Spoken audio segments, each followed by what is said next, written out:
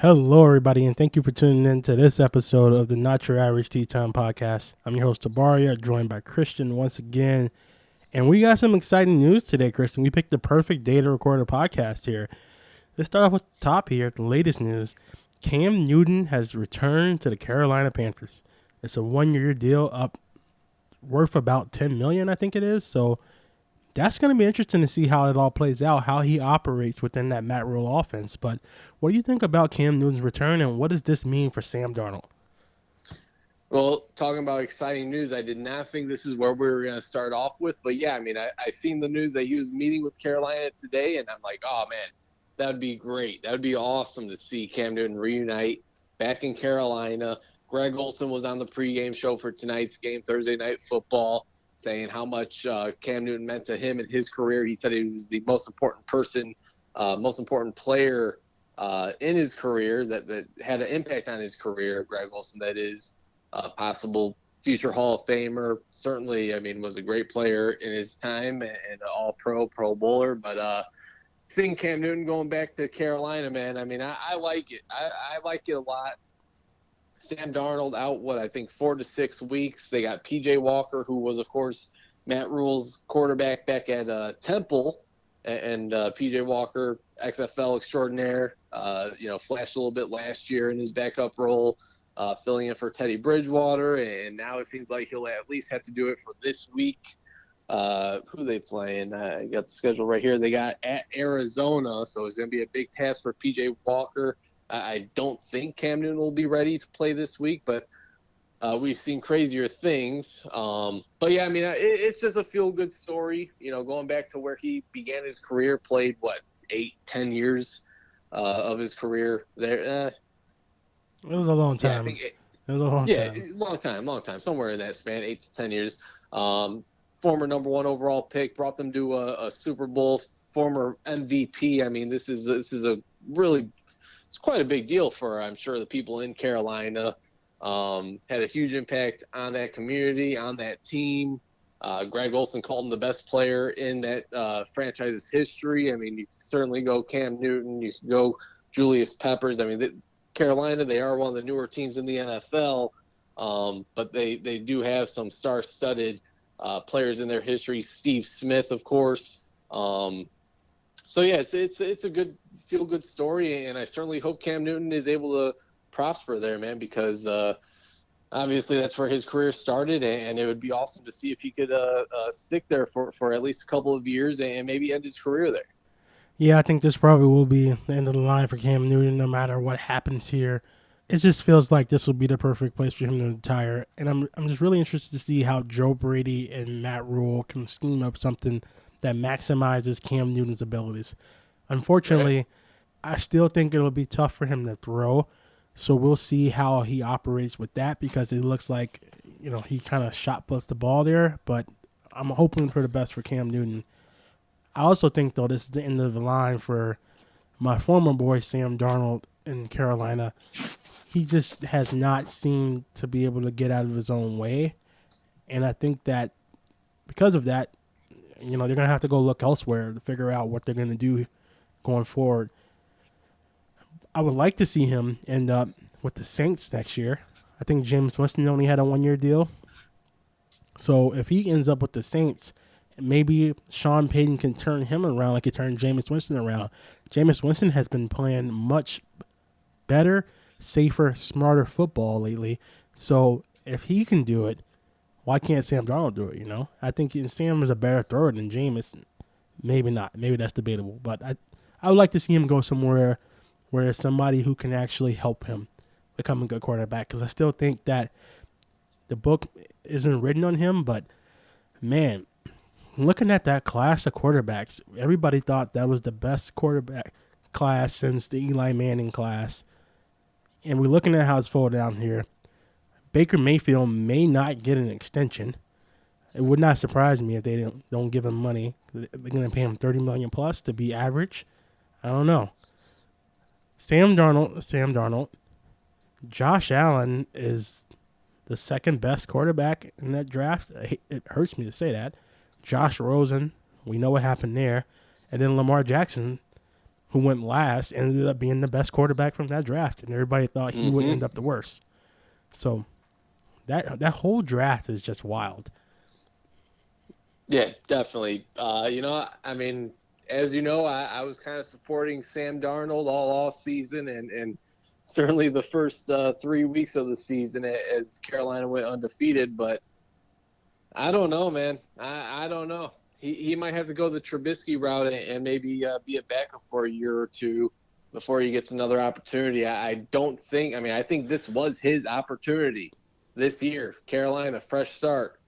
And first 3 weeks, looked awesome. But you look at the opponents that they played those games, and not too impressive. And then they go on that 5-game losing streak, and now you're in this situation where he's going to be missing quality time.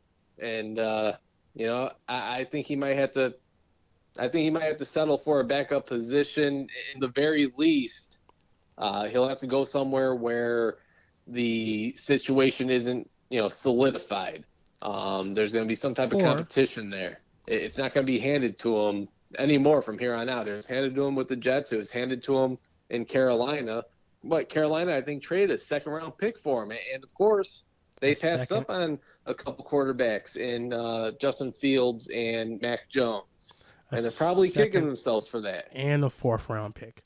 They traded a lot of capital for Sam Darnold, and it's just not working out. But no, what if he goes to Miami? Their quarterback situation is unsettled if they need some competition. Or he can go literally the Mitch Trubisky route, and he can follow Brian Daboll to Chicago, where the Bears quarterback situation is solidified for the next 10 years. And he can learn from Brian Daboll on how to be a better quarterback. I don't know.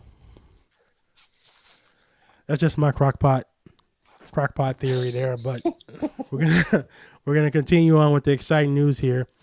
Odell Beckham Jr. signed with the Los Angeles Rams. So, Christian, I don't know if you saw this, but there was some drama on Twitter with Ian Rappaport versus Adam Schefter.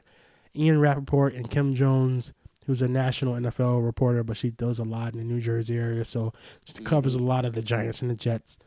They reported that Odell Beckham Jr. was on the fence between the Packers and the Rams. I send this screenshot to the group text, and right after that, you text me, Odell Beckham to the Rams, per Schefter. So I go and check, and sure enough, Schefter's like, I don't know what they're talking about. The deal is finalized. Odell Beckham is a Ram. And then Ian Rappaport came back out and was like, I'm heard that he's still torn between the two. He doesn't know where he wants to go. And I'm like, Adam Schefter double back down. Deal is done. So what did it for me was the LeBron tweet. Oh, what did he say? I didn't see it. He just said, "Welcome to LA, OBJ," and then Adam Schefter quote tweeted it, "Yes, sir." No, Patty. Adam Schefter, he's still getting jabs in, even though he probably won't be at ESPN next year. Oh yeah. But what does this mean? He's had a tough week. Yeah, he's gonna be out of there. But what does this mean for the Rams? How does this addition of Odell Beckham Jr. hurt or help their title shots? Oh man, I mean, it was already Super Bowl or bust before this. Even before the Von Miller acquisition, once they acquired Matthew Stafford, it was Super Bowl or bust. I mean, we all know they have no draft equity. They have none. Actually, I think they were trying to trade a couple first round picks for Odell Beckham before Cleveland traded him, and the NFL already stepped in and said, no, there's no way in hell. You have nothing to offer the next 4 or 5 years. But no, seriously. But I mean, you just hope that there's, and I don't think so. I think Sean McVay, that Jay Glazer actually reported right before the game tonight that Sean McVay met with the wide receiver room this morning and got his opinion, and supposedly they were all open and they love the idea of bringing Odell Beckham in.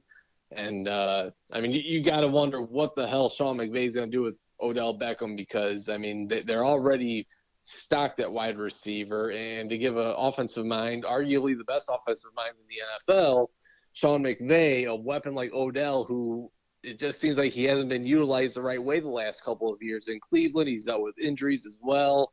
How he's going to revamp his career and what he's going to do with that unique talent, a talent who I still remember a couple of years ago, maybe a year and a half ago, Tabaro, you and I were discussing the top wide receivers in the league. And I think both you and I still had Odell somewhere in that top 5 range. And it seems like it's just been a downfall ever since. So it's going to be interesting to see how Sean McVay utilizes him, especially with Cooper Kupp having the season that he's having. I think he's the favorite to win Offensive Player of the Year right now. He's on pace to, I believe, break Calvin Johnson's records from the monster year he had with Matthew Stafford in Detroit, where he damn near had 2,000 yards receiving. So it's going to be interesting to see how really just Odell meshes with this offense. And now, not only do we have to look forward to Von Miller and what he's going to look like in a Rams uniform, but how Odell's going to look like in a Rams uniform, and whether or not we're going to see both of them Sunday night against San Francisco, it's going to be interesting. Or Monday night, excuse me. Yeah, Monday night. I don't know if Odell will get to play that soon, but Von Miller should make his debut for the Rams that game. And I got to go back and listen to it, but I think one of the first episodes we did this season, we gave our prediction for the Super Bowl.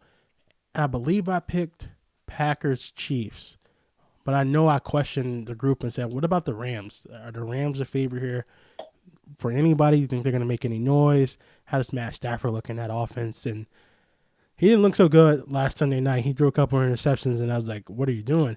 But he did come back and I think make it. He was still throwing for most of the game. He didn't do anything, didn't make a splash. Tennessee really had that game under control from start to finish. But I'll be really interested to see how Odell is added into this offense, like you said. Cooper Kupp, Robert Woods, Van Jefferson. I'm sure I'm missing somebody in OBJ now. So the Rams definitely will be a team to watch, and the defense is going to be even nastier with Jalen Ramsey playing that slot position. You got Aaron Donald on one side, Von Miller on another, Leonard Floyd somewhere in there. Michael Brockers, is he still on the team? Maybe. I don't know. But the Rams is definitely. Remember, he was talking shit about Jared Goff. Oh yeah. when he joined Detroit, he said it's nice to finally have a quarterback with Matthew Stafford. Then sure enough, Matthew Stafford gets traded for Jared Goff to Detroit. He had to make an apology. Oh yeah, yeah, he did have to make an apology. So yeah, it'll be really interesting to see how the Rams play the 49ers here on Monday Night Football. And speaking of that game, the 49ers, if they lose this game, do they have to go with Trey Lance from here on out then? Because that means that Jimmy Garoppolo, I think he's the number one scoring quarterback in fantasy the last 2 weeks. However, that doesn't equate to real wins on the field here. And the 49ers got to be like, hey, they got to be feeling some pressure. Like a lot of the national media has been saying, how much longer can we continue to tell ourselves that Kyle Shanahan is a good coach? Because if you take out 2019, their record is abysmal. Mm-hmm. Even if you include 2019, Matt Nagy has a better overall record than Kyle Shanahan. How is that possible? I don't know if I added this in the group chat or not, but the week they were playing the Chicago Bears, I'm thinking to myself, like, the Bears have a legit chance to win this football game. And I'm kind of thinking, and I think I was kind of hearing it on the radio and TV a little bit as well. It definitely wasn't just my idea, but I mean, I'm thinking to myself, like, Kyle Shanahan, I know he was built up to be, the next best thing. I mean, he's the son of Mike Shanahan. We know the success that he's had in Denver, and then obviously he went on to Washington, didn't have great success there, but anyways, awesome success in Denver. But I mean, Kyle Shanahan, I agree with all the noise that we're hearing. I mean, when is enough? I mean, when do we start looking at this guy like, you know what, maybe he is just an overrated offensive-minded head coach that isn't going to get the job done. And you know what?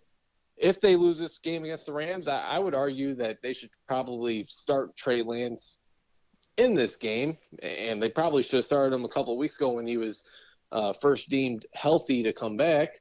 But if they lose this game against the Rams, if you're not starting Trey Lance the remainder of the season, and I think they will if they do lose this game, because if you're still trotting Jimmy Garoppolo out there, I mean, if you're Kyle Shanahan, you got to be asking yourself, and you got to be telling yourself, we drafted this guy number 3 overall, Trey Lance, that is. Why are we still playing Jimmy Garoppolo? I understand he's still under contract. He's making a lot of money, but let's start looking, forward. Let's start looking at our future, what we got at the quarterback position and our rookie quarterback, Trey Lance. So if they lose this game, if they don't play Trey Lance, then I think it's an even bigger indictment on this coaching staff and probably John Lynch and company as well, because I'm sure they got to, I'm sure their voices in Kyle Shanahan's ear as well. But I'm pretty sure they just signed another 6-year extension, so it may be hard to get them out of there right now. Did they really? I think they might have they got signed for initial 6 years, and they might have got some kind of extension. I know that it still got some years left, I'm pretty sure. But one of the interesting things that I remember hearing is that Kyle Shanahan can't win without Jimmy Garoppolo. And when you look at the stats, he had Nick Mullins in there. He had C.J. Beathard in there. He had a lot of quarterbacks not named Jimmy Garoppolo. And when they were in there, they did worse than they did with Jimmy Garoppolo. So the question is, and the question was Jimmy Garoppolo the problem? And then that narrative quickly went away when you looked at it and said, well, Kyle Shanahan can't win without him. So it'd be really interesting to see, because Trey Lance will probably be the starter for the 49ers going forward, especially next year. Jimmy Garoppolo will have a market because he's a veteran quarterback. He can think and dunk, and he's kind of a linebacker out there. He has some moxie. So the next topic we want to talk about here, and it kind of ties in perfectly, is what's next for the Pittsburgh Steelers at quarterback? Because Ben Roethlisberger, this has to be his last year there. His arm has no juice. Somehow they have a winning record. I think that speaks more to Mike Tomlin and his coaching than it does Ben Roethlisberger talent at this point, because they should have lost that game versus the Bears. We know it was the Bears versus the Pittsburgh Steelers and the referees, but Roethlisberger did not look good that game, so they're going to have to replace him. What do you think they should look to replace him? Should they go a free agent like Geno Smith, Jimmy Garoppolo, Mike White? Should they try to get in on the Aaron Rodgers sweepstakes? He has said that he's a big Mike Tomlin fan. Or should they draft a quarterback in the draft? Try to move up and get one of these young guys like Malik Willis or the guy from Pittsburgh. Yeah, it's tough to say. I mean, I absolutely do believe that this is Big Ben's last year in Pittsburgh. It almost seemed like this offseason he kind of had to talk his way back to coming back to the Steelers. Remember, they signed him to that 1-year deal in which he agreed to take less money and all that. I think the Bears were actually rumored to have had interest in him in the offseason. But, so he's back in Pittsburgh, and I think we can all agree that this is kind of the same Big Ben that we've seen last year. I know they got off to that hot 9-0, 10-0 start, but the schedule wasn't that impressive. And then we've seen what happened once they started running into some, playoff-worthy teams. But anyways, I mean, this is still a little bit of a drop down from what even we've seen last year. But, yeah, I mean, this has to be Big Ben's last year, not only in Pittsburgh, probably the last year of his career, unless he just absolutely, for whatever reason, wants to continue playing, which I just don't see happening. He'll probably finish his career out with the Pittsburgh Steelers. But where do the Steelers go from here? That's a good question. Obviously, if they can find their way in the Aaron Rodgers sweepstakes, I assume they probably will go there. We've seen, of course, the eye contact, the facial expressions made between Aaron Rodgers and Mike Tomlin a couple of weeks ago on Sunday Night Football. I don't know if there's any signs there or not. But they do have Dwayne Haskins on their bench behind Big Ben, and not to say I think that he's the future of the Pittsburgh Steelers, but I think it's certainly worth maybe a conversation. Is he worthy enough of being a starting quarterback in the NFL? Did the Washington football team give up on him a little too soon? I don't know, but from all I've heard is that I've only heard good things about Dwayne Haskins since he's been with the Pittsburgh Steelers, and I remember watching him in the preseason, and he didn't really light it up by any means, but he didn't look bad. He didn't look bad, and I almost wonder if Mike Tomlin thinks, hey, if we have a strong enough defense, obviously it's a offensive league nowadays, and it's been that way for probably close to 10 years. It's an offensive league, but Dwayne Haskins was a former first-round pick. He lit it up at Ohio State. We were talking about this earlier today, tomorrow. Yeah, I know Ohio State quarterbacks, they don't have the greatest reputation when making it pro, but at some point that's got to turn around. And we're starting to see it, hopefully, with Justin Fields and maybe Dwayne Haskins.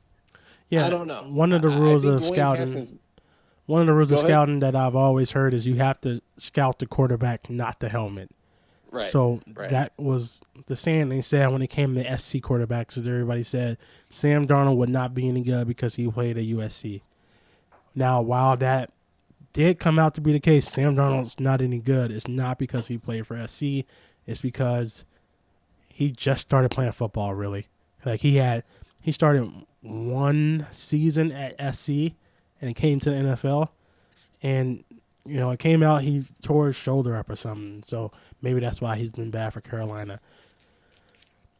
It's really interesting to see what happens with Pittsburgh. Whether they go in-house with Dwayne Haskins, outside Geno Smith, who's looked like a new quarterback. Aaron Rodgers, they get in on that.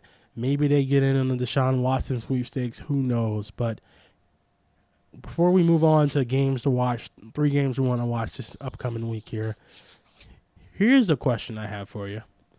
How do you think Josh Rosen would look in this New York Jets offense? In the New York Jets offense that makes Mike White look like Joe Montana and Josh Johnson look like Mike Vick, who can throw. I don't know. How would Josh Rosen, somebody who's bounced around and has not had much success, look in an offense that is a quick, just get it out of your hands, play point guard offense? I mean, I'd like to think that he would look all right. He would look decent. He would look as good as Mike White or Josh Johnson, but I don't know, man. I mean, at some point you got to look at the player. You got to look at the quarterback. You got to look at Josh Rosen. And, I know Cliff Kingsbury came into Arizona and he said, hey, if I'm going to take this job and, we got the number 1 overall pick, this is my guy, as in Kyler Murray. And that's who he wanted. And, a year after they drafted Josh Rosen in the first round, they decided to go another direction at quarterback and take Kyler Murray number 1 overall, in which somehow, some way, they were able to get a second-round draft pick from Miami for Josh Rosen, which is robbery, looking back at it. And we've seen his time didn't last very long there.